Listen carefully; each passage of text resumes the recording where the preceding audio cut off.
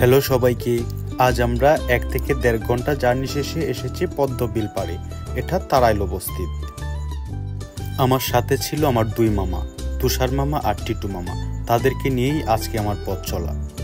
মাঝির সাথে দরদাম শেষে অবশেষে উঠলাম আমরা নৌকাতে।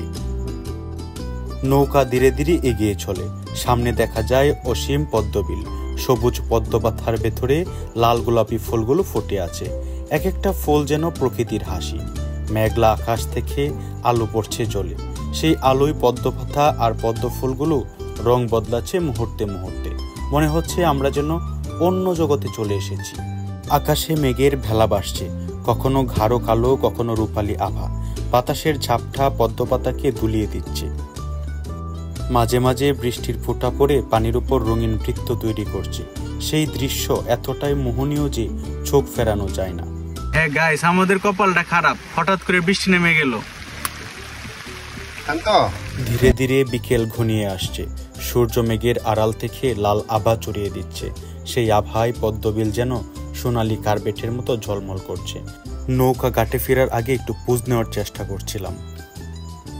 তুষার মামা বিভিন্ন ধরনের পোজ আমাকে শিখিয়ে দিচ্ছিল, কিন্তু আমার সিগনেচার পোজ তো একটাই, চুপচাপ বসে থাকা।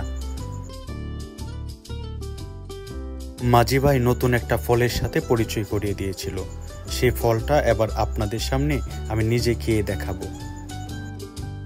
আপনারা সবাই পদ্মবিলে আসছেন, কিন্তু এই জিনিসটা হয়তো অনেকে খাইছেন না। এটা হচ্ছে পদ্মার চাক। মাঝি ভাই আমাদের সাথে প্রথমে এটা পরিচয় করাই দিল। এটা খাইতে বেশ ভালোই লাগে, খারাপ লাগে না। তো আপনারা নেক্সট যখন পদ্মবিলে আসবেন তখন এটা একটু ট্রাই করবেন। এটা এখন আপনাদেরকে আমি খেয়ে দেখাবো। এই যে এটা মূলত ওই যে একে ভিতরে থাকে, তারপর এটা এভাবে বের করবেন। করার পরে ওই যে এটা মূলত এটার ভিতরের এটা খাওয়া হয়। এটা খুবই ছোট, তাই এটার ভিতরে নাই। তো আমরা বড় একটা ট্রাই করব। এই যে তারপর এই উপরের খোলটা এটা খুলবেন। এটা খোলার পরে ওই যে সাদা একটা অংশ বের হবে, এটা আপনারা খাবেন।